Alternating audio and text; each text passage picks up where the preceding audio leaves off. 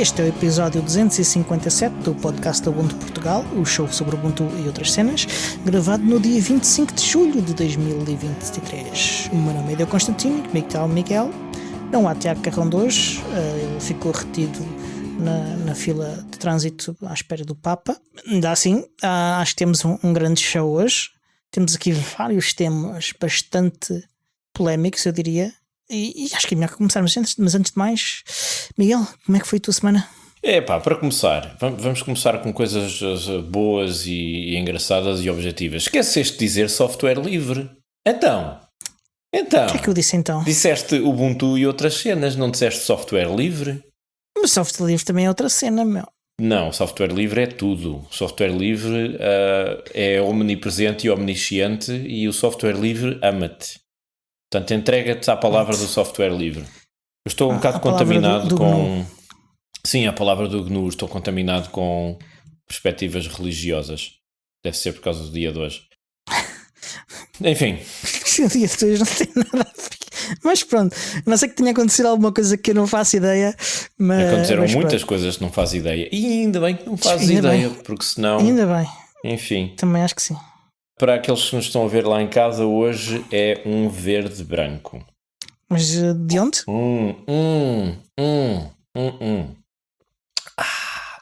Portal do Minho. Era o mais barato que havia no Lidl. Não é muito mau. Já bebi pior. Estou a pensar se já bebi, se não. Já deves ter bebido, aquilo é muito popular. Eu não costumo comprar vinho, sabes? A maior parte do vinho que eu bebi foi de graça. É E verdade. eu bebi muito. Eu tinha-me esquecido que tu és produtor. És um grande produtor vitivinícola. Não. Mas enquanto fui desportista, convidavam-nos muitas vezes para ir jogar a feiras por esse país fora. E frequentemente eram feiras de vinho e coisas desse tipo. E ofereciam-nos essas coisas, pá. Pois é, sobretudo. Eu também, na altura em que eu andava com uma banda, e isto é verdade, já trabalhei como músico. Já vi. Na altura em que eu andava com uma banda, nós rodávamos aí as terrinhas todas do país. Aquilo eram horas e horas e horas na estrada. E invariavelmente nós íamos parar aqueles sítios em que havia sempre de Portugal. E invariavelmente nós levávamos com o típico bêbado da aldeia. Havia sempre um bêbado da aldeia, sempre, que vinha ter connosco aos gritos e assim a tocar-nos, a mexer-nos, assim a empurrar-nos. Toca aquela! E nós invariavelmente também fazíamos muitas arruadas e não havia aldeias em que nós não conseguíamos sair de lá sóbrios porque... os velhotes, cada um na sua casa, portanto tinhas casas de um lado e do outro da rua, e eles puxavam-te a dizer, venha aqui provar o meu vinho e tal, e tu tinhas de provar, porque senão eras mal educado, não é? Não podias ser rude e recusar. Então nós provávamos, é bom, não é? Beba mais um copinho. Provavelmente eles estão armados, não é? Exato, ou seja, todos os músicos bebiam 2 copinhos por casa, em média, porque o senhor insistia a repetir a dose, depois lá saíamos mas beba outro, não gostou. E depois tu fazias aquela careta, não, gostei muito, e a maior parte do vinho era terrível. Então beba outro, leva uma garrafa consigo. Tal e qual. E então nós saíamos de uma porta, o vizinho do lado não queria ficar atrás e convidava-nos também e obrigava-nos a beber o vinho dele, e se uma rua calhava ter umas 10 casas de cada lado, são umas 20 casas, equivale a 22 copos mais ou menos que tu tinhas de tragar. E quando nós terminávamos essas atuações, já íamos aos zigue-zagues. Portanto... Mas era só porque estavam a dançar? Não. É porque íamos já bastante bebidos. Felizmente eu tinha 20 e poucos anos e o meu fígado aguentava. Se fosse hoje, eu tinha de ser mal educado. Ou mais mal educado. Mas pronto, depois destas coloridas histórias da cultura típica do nosso país, que progressivamente vai ser pisada pela gentrificação e pela turistificação à bruta dessas aldeias todas, a minha semana. O que é que eu fiz na semana? Não fiz assim grande coisa, ora vamos lá ver. Tenho aqui umas notas, cá ver o que é que eu fiz na semana. Fartei-me de trabalhar e tal. Eu sei, eu também me ri. Esta semana tenho andado a trabalhar e ao mesmo tempo que estou a trabalhar estou a ouvir música. Ou não. pode-se precisar ouvir outras coisas. E como é que eu faço isso? Faço isso graças a um programita muito catita que eu descobri no FlatHub, que não está disponível em Snap nem em Deb. Isto é para vocês que são fãs, que é o Tuner. Tuner traduzir-se-ia por afinador ou sintonizador. Sim, sintonizador, que é um rádio. E o que é isto? É um programita para ouvir rádio online. Pronto, é muito simples. Isso há para aí aos pontapés, sobretudo em plataformas móveis. Também tens programas do Ubuntu que fazem isso por omissão. Tens, como é que chama aquele muito popular? Rhythmbox. O Rhythmbox, exato. Tem algumas. Tens um porradão deles e eu experimentei alguns, mas nunca fiquei muito satisfeito com a interface ou com as funcionalidades. Acho que não era intuitivo para mim. E em alguns casos, tu para adicionar estações novas ou descobrir estações novas é complicado. Tens que ir à procura, depois tens de meter o URL da estação e com as estações de rádio online acontece muito que o endereço da estação emissora vai mudando e então aquilo salta, perdes, uma grande confusão. Com este Tuner, curiosamente, aquilo tem uma funcionalidade que eu gosto imenso. Tem uma pequena aba chamada Explore, ou não é Explore, é Discover, acho eu, em que tu tens sugestões. Eu cada vez que abro o programa, aquilo mostra-me essa aba e eu tenho 10, 12 sugestões de rádios aleatórias que eu não conheço, que eu nunca ouvi, com o logotipo, o respectivo país, o tipo de rádio que é, o conteúdo que podes esperar, etc.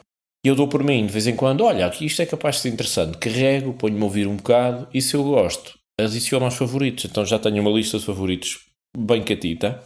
Tem sido a minha companhia para o trabalho. Estou a trabalhar ao computador, estou, enfim, a fazer edição de imagem, de texto, etc. E aquilo está ali a bombar. Às vezes vou ouvindo umas notícias e tal.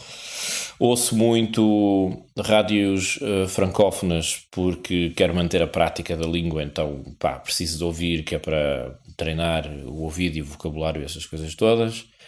Mas a minha favorita é uma estação alemã que só passa AC/DC. É AC/DC 24 horas por dia. Então estás a trabalhar a abanar o capacete. Quantas vezes é que ouves o Thunderstruck por dia? Essa música de facto passa um par de vezes, sim. Mas eles têm imensa coisa, aquilo nunca esgota. Sim. E depois ainda há outra estação. Tem muita história. Ainda há outra estação que só passa Led Zeppelin. Então é loucura. Então vou sempre saltando entre uma e outra. Vais descobrir uma que só passa Scorpions. Espero que não, porque eu nunca gostei de Scorpions. Mas a minha favorita é uma... Como é que se chama aquela rádio? Homefront qualquer coisa. Que é uma rádio que passa músicas dos anos 40, do tempo da Segunda Guerra Mundial, com excertos de discursos do Churchill, Chamberlain, reportagens da BBC na frente de 39 a 45. É um fartote. Eu estou a ouvir aquilo, viajei no tempo. E então os sucessos todos da época é giro, mas tens imensa coisa. Por exemplo, ainda um dia destes pus-me a ouvir uma rádio de notícias russa, em que eles têm um programa de conversa e debate. E estive 3 horas a ouvir e eu não estou a perceber nada, mas é muito, muito engraçado a musicalidade da língua. Tens imensa coisa. Inclusivamente tens uma coleção de rádios que passam música medieval ou pseudo-medieval, como eu gosto de lhe chamar, porque aquilo não é de facto medieval. É um mundo, aquilo é uma coisa gigante. E então descobri essa aplicaçãozinha que é espetacular. E a função do Discover dá-te para explorar imensa coisa. Rádios da Ásia, Norte da África, Turquia, Irão, Estados Unidos, apanhas tudo. É espetacular. Muito bem. E rádios portuguesas, obviamente, também. Está lá tudo. É para pesquisar rádios online. Ok, Tuner, não é? Tuner. Só está disponível no FlatHub. Eu demorei imenso tempo até encontrar um que eu gostasse mesmo de usar e que fosse intuitivo, e é este. De modo que é a minha recomendação da semana. Coisas que eu andei a fazer também. Esbarrei com uma coisa que eu nunca tinha visto e francamente estou muito intrigado. Ainda não experimentei, mas é só para deixar a nota. Esbarrei com uma coisa chamada BlendOS. Ok, é normal que não tenhas descoberto ainda, porque ela é relativamente recente, tem menos de um ano. Pois, Quando digo Blend OS, não é blend no sentido de amorfo ou ensonso. Blend, B-L-A-N-D, é blend, B-L-E-N-D, de mistura, Blend OS, que é uma espécie de salada de sistemas operativos. Estás a ver, quando tu vais a um piquenique e há sempre um gajo que traz salada de massa com tomate cherry cortado ao meio e pimento e cebola crua, essas coisas todas. Primeiro, odeio pessoas que cortam o tomate cherry ao meio. Acho que não faz sentido nenhum. Eu odeio pessoas que metem cenoura crua em saladas. Pronto, estás a ver? Temos um inimigo comum. Ao menos estamos de acordo. Este Blend OS é um bocado essa salada em que tu metes massa e tomate cherry cortado ao meio e cenoura ralada e isso tudo. O que é isto? Segundo o que eu percebi, é um sistema operativo imutável, na linha daquilo que já tínhamos falado anteriormente, de sistemas operativos cuja base é imutável.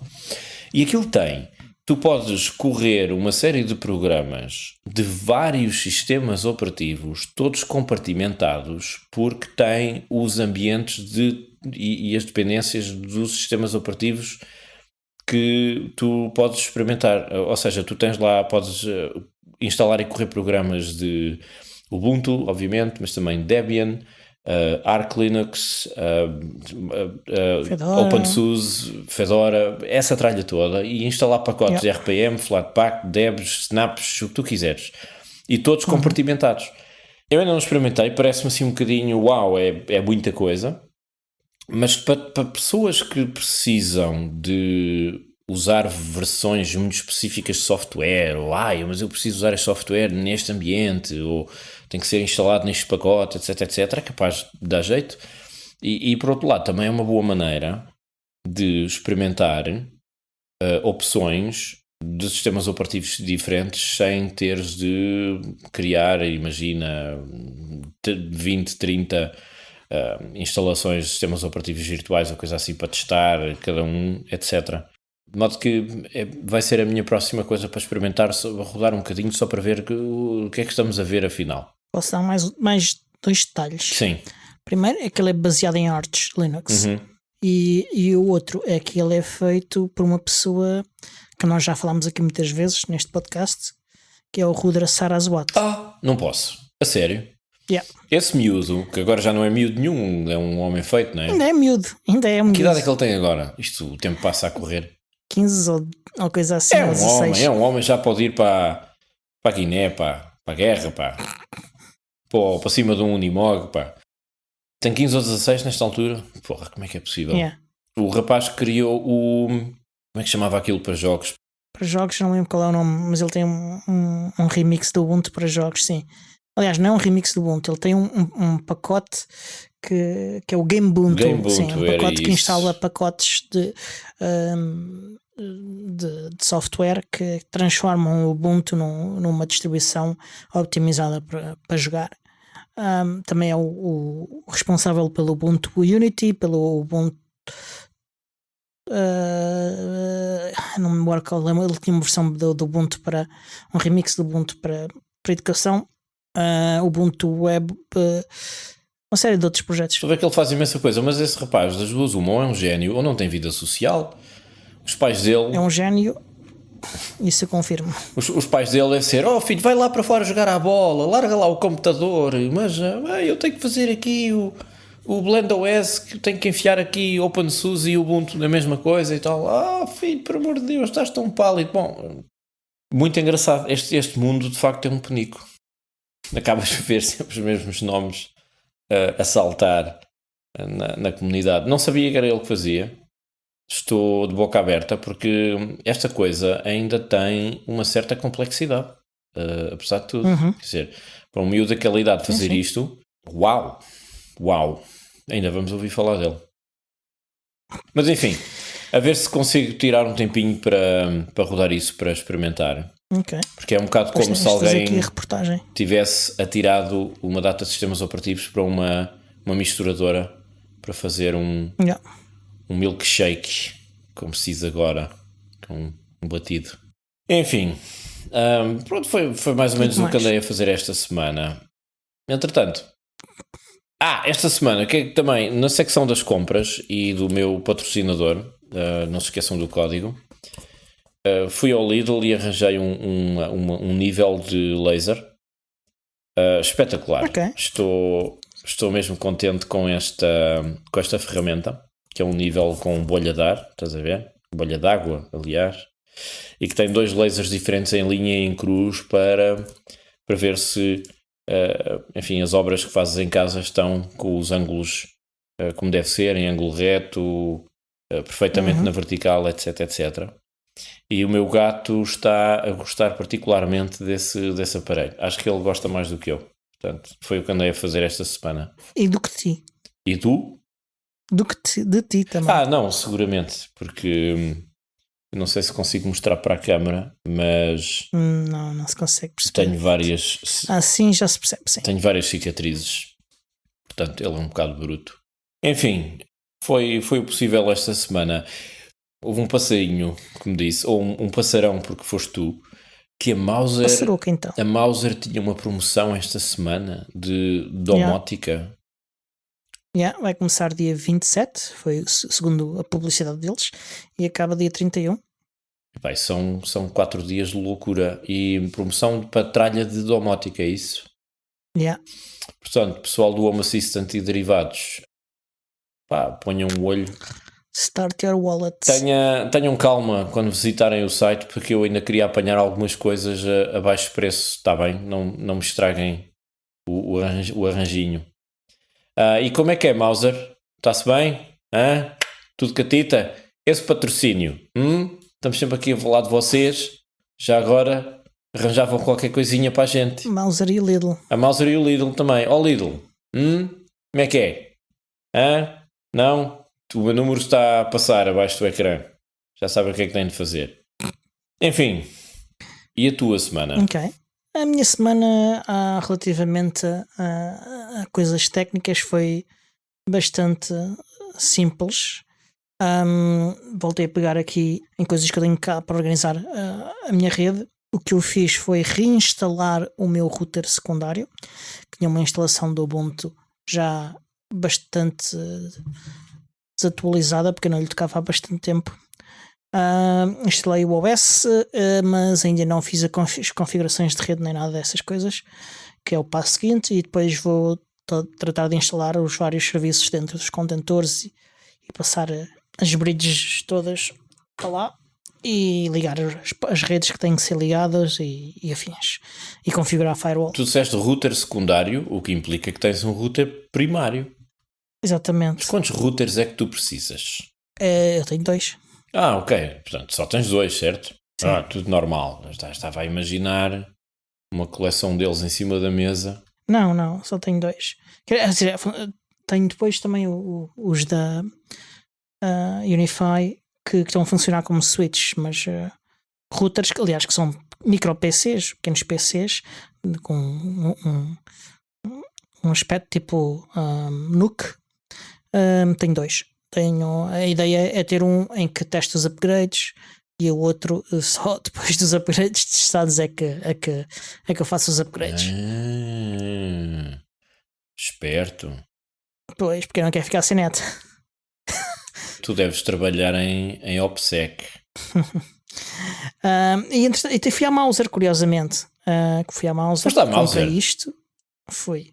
Foste à Mauser e estás a mostrar para a câmara um dispositivo que serve para empilhar um número de Raspberry Pis. Certo? É uma estrutura.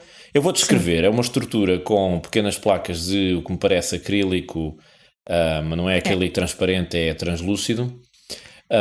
Ligadas umas às outras através de uns pequenos pernos de latão e parafusos. E isso tem quantos andares?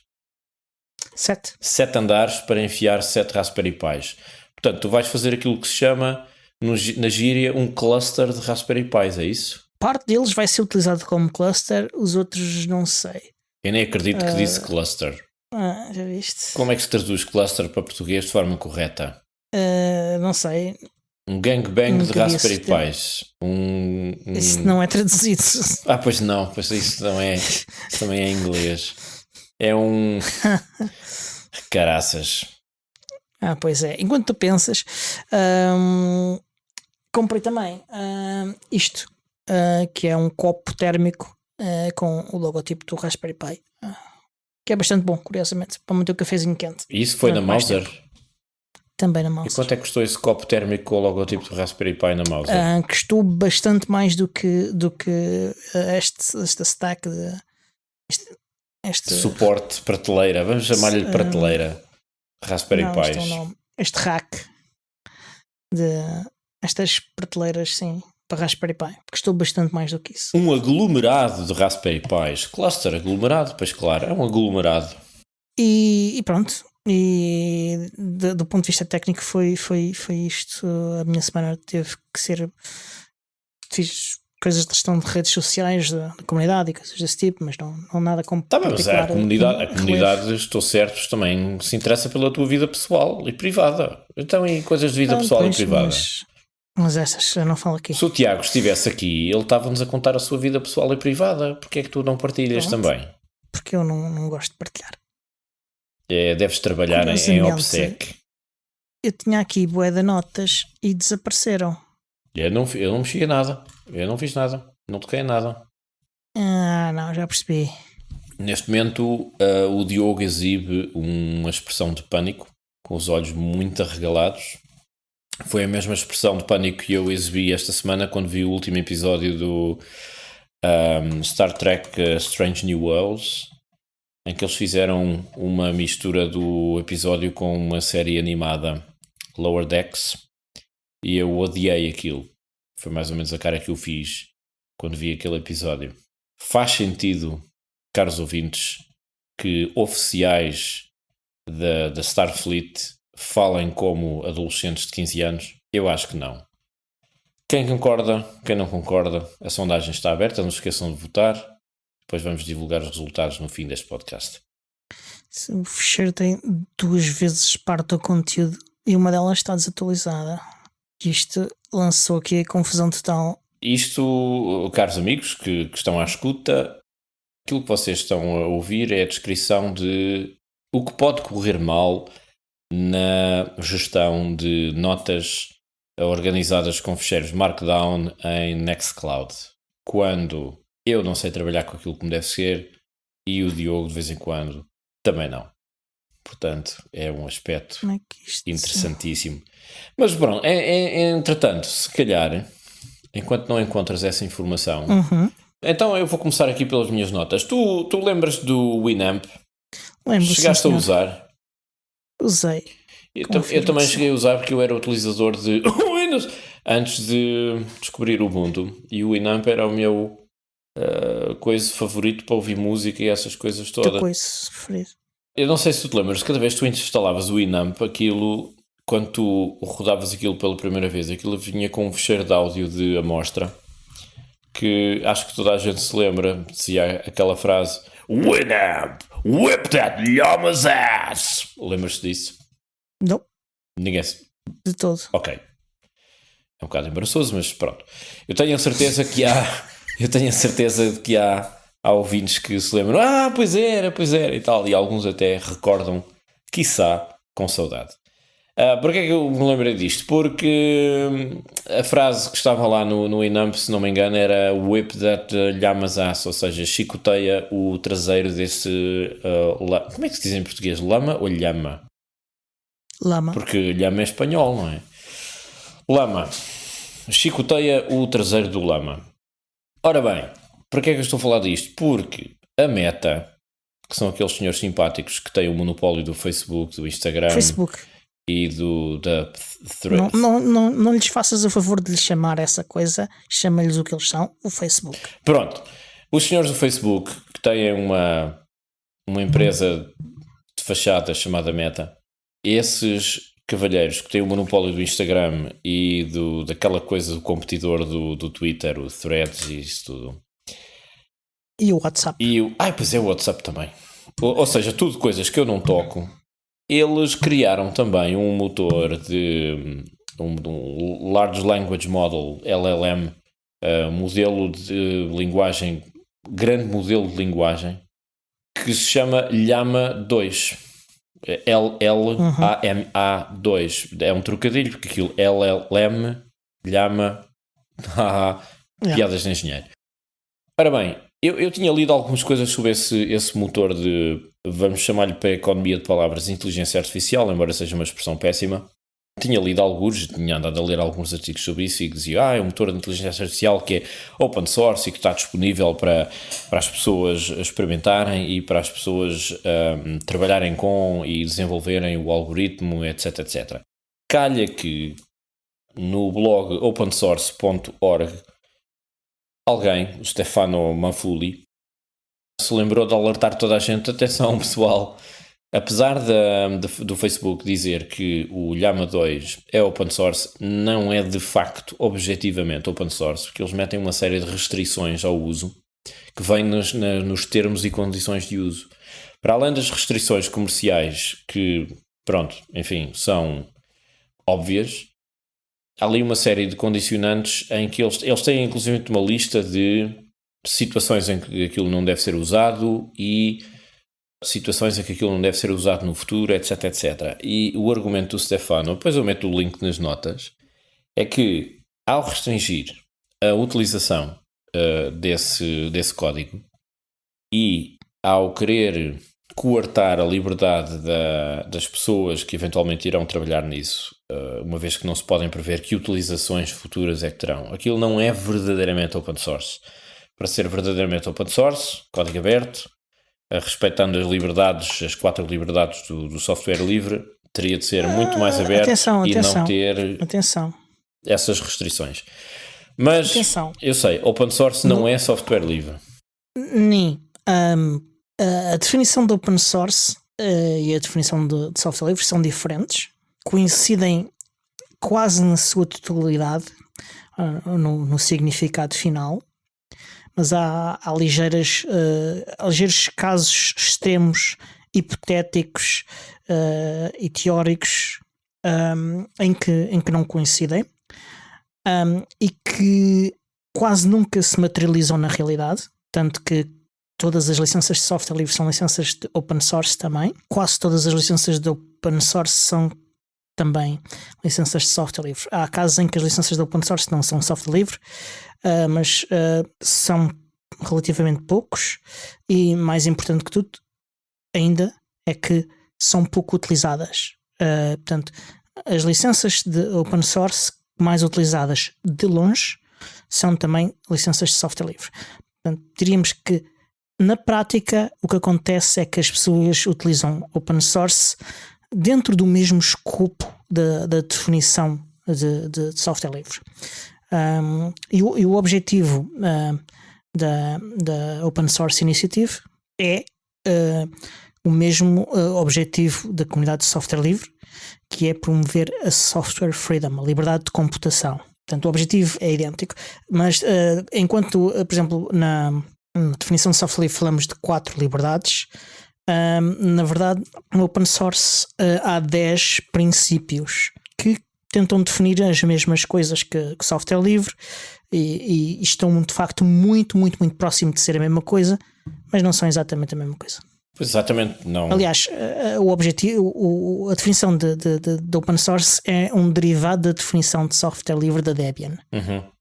Mas neste caso, o argumento do Stefano Manfuli é que a licença, tal como está estabelecida na utilização do Llama 2 pelo Facebook, Meta, é que não respeita totalmente aquilo que está definido no Open Source Definition, na definição de uma licença de Open Source, ou pelo menos as coisas básicas, porque, segundo ele, não está disponível para todos, ou por outra, está disponível para fazer algumas coisas, mas não todas, está disponível para algumas pessoas, mas não todas, e portanto isso restringe imediatamente a licença. Sim, e isso infringe com o princípio 5 e o princípio 6 do open source, que é o 5 é o de não discriminação contra pessoas ou grupos. Exato. E o 6, não discriminar contra esforços e áreas de trabalho.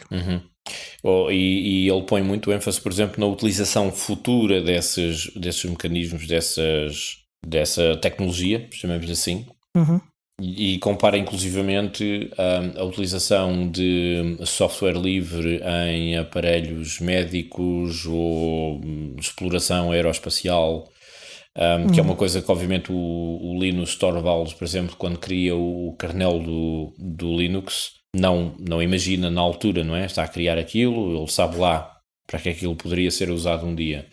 Portanto, é um bocadinho dentro desse sentido.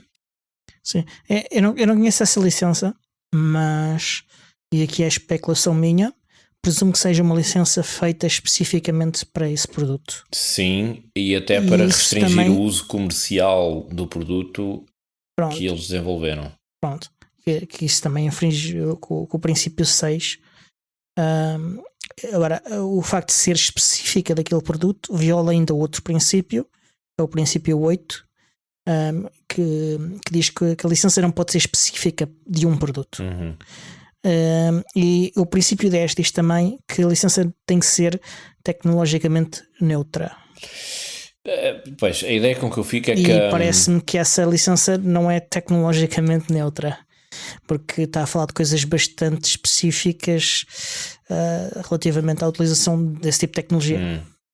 A mim o que me parece é que a Meta / Facebook está a reivindicar que o produto que eles têm é open source, um bocadinho para lhe dar uma pintalgada de verniz catita de, olha, vejam como somos tão amigos do open source, mas aquilo é um bocadito mais cosmético do que real. Atenção, a Meta faz imensas coisas que são software e são open source, e algumas delas são altamente populares e utilizadas, o que não quer dizer que não deixe de crer que o Facebook deixe de existir. Sim, mas especificamente para este produto.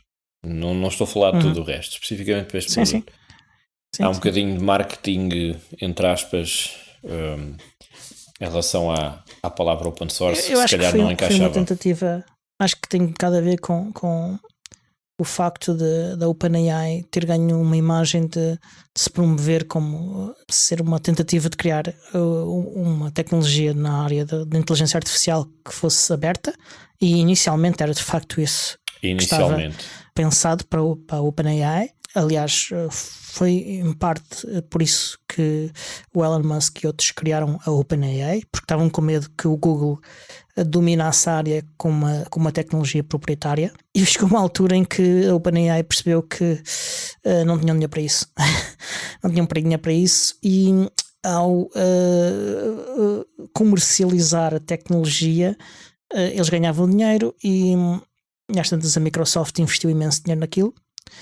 E aquilo começou tudo a tornar-se cada vez mais proprietário e mais comercial. O comercial por si só não é um problema, não tenho problema com isso. O ser proprietário, sim. E ainda assim, ainda há bastante tecnologia da OpenAI que é software livre, apesar de tudo. Ou seja, eles venderam a alma ao diabo para garantir a sobrevivência do projeto, é isso? Sim. E a sobrevivência e o sucesso do projeto. Pois, também. Pois. Eu não tenho dúvidas que o monopólio da Google vai cilindrar muita competição, entretanto, porque eles têm os recursos. Eu não sei. O Google tem muitos recursos, mas não é a única empresa com recursos. E isto é um campo relativamente recente do ponto de vista comercial, apesar da IBM estar nele há muitos anos. Mas o Watson acabou por não ser grande sucesso. Certo.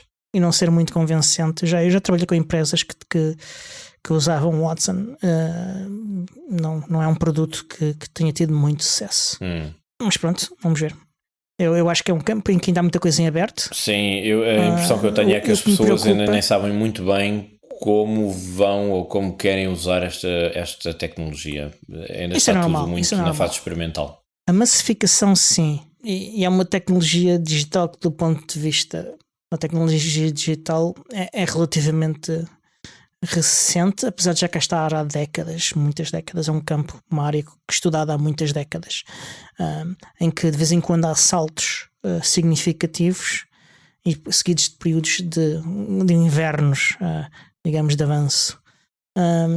E agora estamos noutro período de salto, e num em que a evolução principalmente do hardware permitiu que houvesse uma massificação maior. Sim, exatamente, mas isso vê-se um pouco por todo lado, mas é de facto o desenvolvimento das capacidades deste tipo de programas tem sido espetacular, Porque os computadores podem finalmente... É um bocadinho como a indústria do cinema.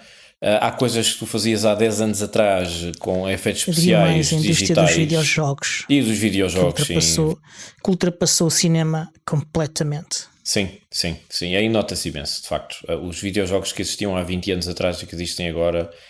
Não, os videojogos que haviam há 10 anos atrás e os videojogos que há agora. Ou há 5 anos, a diferença não é tanta, por acaso. Mas como forma de arte, eu creio que ultrapassou muito o cinema. Os jogos estão muito mais interessantes como forma de arte, nem tanto do ponto de vista da tecnologia agora. Alguns nos últimos jogos. Mas isso é sempre. É sempre uma parte. Há sempre uma... Sim, eu percebo os mecanismos narrativos, mas também as possibilidades dos jogos, o aspecto gráfico, isso tudo. Sim. Aliás, tanto que cada vez mais a indústria cinematográfica e a televisão estão a pegar nas marcas criadas pelos jogos para tentar criar conteúdos de sucesso. São narrativas, são histórias que seguem a mesma estrutura, seguem as estruturas narrativas que os seres humanos gostam. Sim. Antigamente tinhas videojogos criados a partir de séries de televisão ou filmes ou coisa assim. Agora acontece o contrário, tu tens séries e filmes criados a partir de videojogos, que é muito engraçado. E isto já começou há algum tempo. Aliás, cá em Portugal há um podcast inteiro dedicado a isto. Que se chama? Isto não é um jogo. É o nome do podcast. Isto não é um jogo. Fica para vocês descobrirem. Mas voltando à vaca fria, isto tudo só se tornou possível por causa do avanço espetacular da capacidade de computação. Os computadores foram desenvolvendo capacidades. E da sua acessibilidade cada vez maior. Sim. E isso tem muito a ver também com a industrialização dos processos todos, da extração dos materiais para construir esses computadores, da indústria de distribuição, porque se calha que Taiwan tem um problema qualquer, isto vem tudo por aí abaixo, até termos fábricas de chips noutros sítios. Sim, há algumas, e por exemplo o Vietnã tem um grande produtor de chips, em particular a Intel tem grandes fábricas no Vietnã. Os Estados Unidos estão também a desenvolver fábricas, em parte com investidores de Taiwan, empresas de Taiwan, que estão a fazer fábricas nos Estados Unidos. Estão a começar também a fazer algumas fábricas na Europa, mas a Europa, tal como nessa área, talvez esteja um bocadinho mais à frente, mas, por exemplo, na área do desenvolvimento de tecnologia para inteligência artificial e grandes modelos de linguagem, e isso está muito atrás. E isso preocupa-me mais do que a licença do Lama. Todavia, o acesso a essas tecnologias é indispensável para que a Europa, em geral, ou alguns países europeus, possam recuperar desse atraso. Eu não estou preocupado com isso, que eu acho que a Europa tem dinheiro suficiente comparativamente com outros países para fazer esse investimento. É uma questão de decisão política. Comparando com alguns países, sim. Comparando com os países que lideram, não tem. Pois, talvez. Bom, queria só deixar uma nota aos nossos ouvintes chineses que nós gostamos muito da China e são muito porreiros. Portanto, se calhar dominarem o mundo, lembrem-se de nós, ok? Nós não dissemos mal. Até vos devolvemos Macau. Fomos bem comportados. Portanto, não... Tudo bem? Isto é só uma salvaguarda no caso da China dominar o mundo. Já sabem. Ni hao. Sim. Seja como for. Então, as tuas notas já recuperaste? Tenho tudo o que preciso, sim. E o que é que tens para nos dizer? O que eu tenho já é na secção da agenda. Ok. Tenho a dizer que no dia 29 de julho, no sábado, próximo sábado, às 10 horas e durante aproximadamente uma hora, vai decorrer o pequeno almoço linuxeiro, que está a começar a ser um hábito nos sábados em que há eventos do Centro Linux. Nós reunimos-nos antes dos eventos e tomamos o pequeno almoço juntos e discutimos temas bué da geeks. Se não quiserem ir ou não puderem ir ao evento de Central Linux, venham pelo menos ao pequeno almoço Linuxeiro. E onde é que é, sabes? É num café lá perto do Centro Linux. E o pequeno almoço é um pequeno almoço britânico ou continental? É o que tu quiseres, é o que tu pagares do teu bolso. E pronto, isso está bem, é portanto contigo. A malta que vai ao Centro Linux, portanto vocês dormem todos juntos e depois tomam um pequeno almoço no dia seguinte, é isso? Sim, vamos para lá de mão dada aos saltinhos. Que deboche. Exatamente. E a seguir, às 11h30, começa o evento do Central Linux, que este mês vai ser dedicado a Tor, Snowflake e GlobalX. O Tor é uma ferramenta de privacidade que permite proteger as nossas comunicações contra a interseção e garante também que a encriptação dessas comunicações, e que a ponta final das nossas, por exemplo, o site que nós vamos visitar não faz ideia quem é que nós somos, nem tem forma de descobrir. Portanto, o tema deste encontro no Centro Linux, esta atividade, vai ser a privacidade, os direitos humanos e as liberdades fundamentais através de software. É isso? Exatamente. Sim, o Tor serve para nos proteger a nós, o Snowflake serve para ajudarmos a proteger outros em países que estão a bloquear o Tor. E o GlobalX é uma ferramenta de denúncias anónimas, que é muito importante para jornalistas, para grupos de direitos humanos e também... Faltava dizer isso, que é uma ferramenta usada sobretudo para que pessoas possam denunciar condições de opressão dos direitos humanos, por exemplo, em determinados países. Sim, dirigidas a jornalistas ou outras organizações como ONGs que tratam desses temas. Não são denúncias anónimas para denunciar o vosso vizinho, ok? Se ele tiver a fazer coisas dessas, denunciem-no. Sim. Se o vosso vizinho for um ditador sanguinário, por exemplo, estejam à vontade. Sim. E curiosamente, a União Europeia aprovou uma diretiva que obriga a entidades de certo tamanho a terem ferramentas de denúncia de corrupção e coisas desse tipo, ferramentas internas. E o GlobalX cumpre todos os requisitos legais para ser utilizado como uma ferramenta para implementar as medidas requeridas por essa diretiva e que entretanto já foi posta pela lei nacional. Isto pode ser usado para denunciar corrupção no seio da União Europeia também? Também. E a Ursula von der Leyen sabe? Espero que sim. Ok. Mas isto é utilizado por associações, por exemplo, cá em Portugal a Transparência Internacional Portugal utiliza, na Itália há entidades oficiais que usam, há vários países que usam o Snowflake, o GlobalX como ferramenta de denúncias anónimas. Muito interessante. Portanto, para todas as pessoas que se interessam por esses temas, não faltem ao encontro no Centro Linux no dia 29 de julho. Exatamente, a partir das 11h30. As inscrições são gratuitas, mas obrigatórias. Já dia 10 de agosto, e sem inscrições gratuitas, aliás, com inscrições gratuitas, mas não obrigatórias, há o encontro da comunidade Ubuntu em Sintra, dia 10 de agosto, a partir das 20 horas, como de costume, no Saloon, na Portela de Sintra.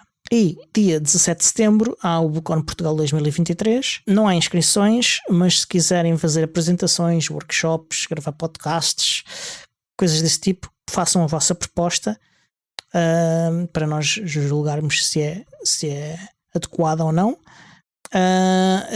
Façam. O data limite é 20 qualquer coisa de agosto, não me lembro, mas as informações estão todas no nosso site, que é o bucon.pt2023.ubuntu-pt.org. É verdade, um site todo feito com o Hugo. Exatamente. E não se esqueçam de que a UbuCon Portugal acontece no seio da Festa do Software Livre, que acontece de 15 a 17 de setembro de 2023 na bonita cidade de Aveiro, a Veneza do Atlântico, no edifício da Universidade de Aveiro, especificamente de Eletrónica. Sim. No Departamento de Engenharia, Departamento de Eletrónica, Telecomunicações e Informática. É tudo a mesma coisa, sim. Isso é tudo, é a mesma porta. Mas sim. Ok, vamos então às nossas notícias. Bora às notícias. Olha, a primeira notícia é que o Ubuntu Pro passou a estar disponível para a arquitetura ARM na Google Cloud. E porquê é que isto é importante? Eu normalmente não queria saber disto porque tenho pouco interesse na Google Cloud, mas a verdade é que isto significa que eventualmente pode haver a oportunidade de haver pelo menos mais uma release do Ubuntu Touch 16.04 só com atualizações de segurança. Porquê? Porque até este momento o Ubuntu Pro não existia para ARM, só existia para arquiteturas da Intel. E com isto passou a estar disponível para ARM e eventualmente irá ser expandido até suportar o 16.04. Portanto, há aqui uma hipótese mais ou menos remota, mas não impossível, de haver mais uma atualização do Ubuntu Touch em 16.04. Sim, é uma possibilidade, mas... Isto porque a Canonical já concordou em oferecer o Ubuntu Pro ao Bports para fazer este tipo de coisas. Nice, very nice. E por falar em Ubuntu Touch, a OTA 2 de Focal deverá sair na próxima sexta-feira, portanto dia 28 de julho. Está a decorrer agora o período de testes. Há muitas correções de pequenos cortes de papel. Se quiserem saber como ajudar ou quais são as novidades, nós temos os links. Desculpa, cortes de papel? Com papel, paper cuts. Não sabia como traduzir isto. O que é que quer dizer isso? Paper cuts? São pequenas coisas irritantes, insignificantes, mas irritantes. Que doem muito. Ok, já percebi. Pequenas... como é que se traduz isto? En nuance. Pois. Pequenas irritações, aquelas coisinhas que não funcionam bem num sistema, que são parecem insignificantes, não é? Mas depois estragam-te a experiência, que estás ali, a janela não fecha como deve ser, ou faz assim com... Irritam-te muito mais do que elas de facto causam um problema. Exatamente, sim. Aliás, isso é uma expressão inglesa, anglo-americana, anglófona, que é aquela expressão da morte com 1000 cortes. Eles têm uma expressão que é death by 1000 paper cuts, que são pequenas coisinhas insignificantes acumuladas que depois acabam por ser fatais. Acho bem. Sim. Mais uma atualização de que não vou beneficiar. Pelo menos porque ainda. Sou pobre. Pelo menos ainda. Mas depois falamos disso.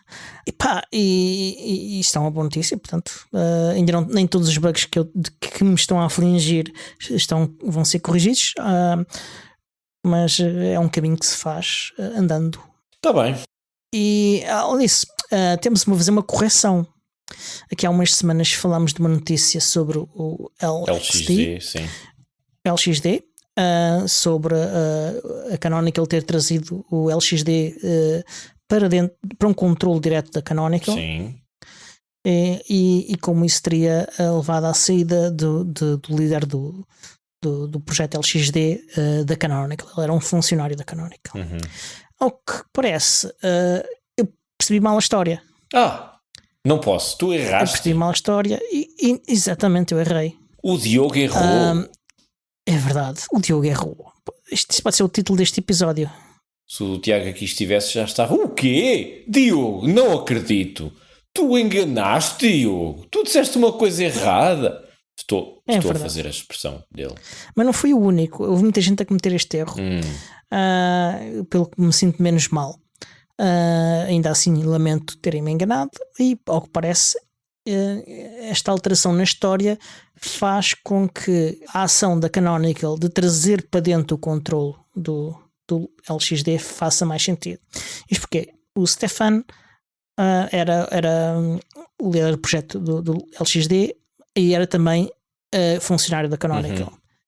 A Canonical tinha e tem aí umas 10 pessoas ou coisa assim de género a trabalhar no LXD e faz contribuição de 90% do código do LXD. Não, mas eu lembro que nós tivemos essa conversa e o Tiago tinha ficado um bocado confuso com essa história porque de facto não fazia muito sentido. Então espera, mas ele era funcionário da Canonical. A Canonical traz aquilo para dentro da empresa. E depois ele sai por causa disso. Ficámos todos um bocado confusos e de facto era o contrário. A história não, havia ali qualquer coisa na história que não estava a fazer sentido. E de facto não fazia sentido porque nós temos os factos errados. Aliás, os factos eram certos, estavam pela ordem errada. Ao que parece, o que aconteceu foi que primeiro o Stefan saiu da Canonical e só depois é que a Canonical resolveu trazer para dentro de si o controle do projeto LXD. E assim faz muito mais sentido. Se ele contribuía com 90% daquilo que ali estava, de facto. Não, a equipa sim, mas ele era o líder do projeto do LXD e o que acontecia agora? A Canonical deixava de ter o líder do projeto e estando a investir a maior parte do código e muito dinheiro no projeto, faz sentido que a Canonical queira garantir o controle, como tinha na prática o controle, apesar de ele estar dentro de um projeto comunitário. Ao ter feito isto e ao não ter mudado as regras de contribuição, nem a licença, agora parece-me que faz sentido. Não sei se terá sido a medida certa, isso só o tempo provará. Mas diz uma coisa, ele era o líder da equipa, mas faz sentido. A equipa era uma equipa de funcionários da Canonical também? Ou tinha lá pessoas externas? Sim. A maior parte, há algumas contribuições externas, atenção, mas a equipa da Canonical é a maior parte dos contribuidores do LXD. Certo, então... Mas a maior parte esmagadora. Para mim é uma não polémica, porque o líder do projeto assim, era da Canonical, a equipa era maioritariamente a Canonical. A Canonical está a bancar a despesa, não vejo aí nenhum problema. Faz todo o sentido. Eu só espero que, apesar de tudo, as contribuições da comunidade continuem a fluir. O próprio Stefan manifestou interesse de continuar a contribuir, se calhar não na mesma escala, mas parece-me que assim faz tudo muito mais sentido. Acho bem. Seria muito... Eu entraria em pânico se ouvisse alguém dizer a Microsoft ficou com o LXD. O quê? Mas não. Eu não me preocupava muito porque eu de facto acredito no software livre. Tenho mesmo uma crença muito firme no software livre e acredito que as licenças de software livre têm algum significado e têm força legal e os tribunais têm provado isso. Tu andaste na catequese, não andaste? Eu andei na catequese. Alguma coisa ficou. Sim, mas eu não estou a dizer isto por fé, eu estou a dizer isto porque já vi acontecer. E por exemplo, quando um projeto faz uma coisa que as pessoas não gostam, as pessoas fazem um fork. E não fazem só um, às vezes fazem 4 ou 5. Pois, e esse às vezes é o problema, é a fragmentação em forks. É uma virtude e um defeito. Sim, esses forks, a maior parte deles acabam por desaparecer.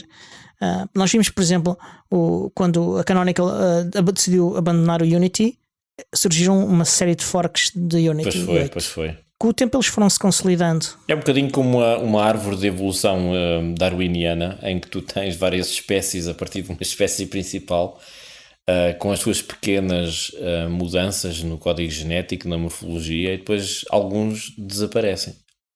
Vão no mesmo caminho dos Neandertal. Apesar de tudo, só a nota de que os europeus ocidentais e algumas populações asiáticas têm pelo menos quase 2% de genes de Neandertal. Portanto, meus amigos, eles ainda cá andam. Sem dúvida. Olha, como estamos a ficar praticamente sem tempo, vamos só dar mais uma notícia, guardamos o resto para o próximo episódio. E esta notícia está também relacionada com o LXD. E acho que esta do Tiago ia gostar muito de falar sobre ela, mas olha, é a vida. Já está disponível a interface web oficial do LXD. E o que é que ela permite fazer? Permite fazer muitas, não todas as configurações do LXD, do próprio LXD, dos containers e das VMs que ele gera. Permite lançar e aceder a containers e VMs, permite gerir clusters de LXD, permite gerir os perfis, o storage, as redes, ver as informações todas da instância, dos recursos consumidos, os logs, as configurações. Eu experimentei e, apesar de novo, ele está bastante completo, e vou deixar também um link para o blog do Ubuntu, onde ele introduz isto e onde há informações sobre como é que podem começar a utilizar. Boas notícias para todos vocês que curtem de um bom interface web. Exatamente. Já houve vários não oficiais e de facto não gostei muito deles. Este aqui está fixe. Gostei. Pá, e com isto chegamos ao fim deste episódio. Resta dizermos que nós deixamos aqui montes de notícias para falar. E algumas muito, muito, muito quentes, muito polémicas, e acho que vamos deixar para o próximo episódio para termos cá o Tiago também para as comentar. Sim, e assim podemos ter um bocadinho de drama e polémica. Sim, e sangue, pimenta, não é? Um bocadinho de sangue. sim. Isto está uma seca, pá. O pessoal precisa de um bocadinho de conflito. Telenovela. Exato. Pôr do Sol, estreia a 3 de agosto. E pronto, resta dizermos que este show é produzido por mim, Diogo Constantino, pelo Tiago Carrundo, que hoje não está cá, pelo Miguel, e é editado pelo Alexandre Carrapiço, o Senhor Podcast. E até para a semana. Bye bye.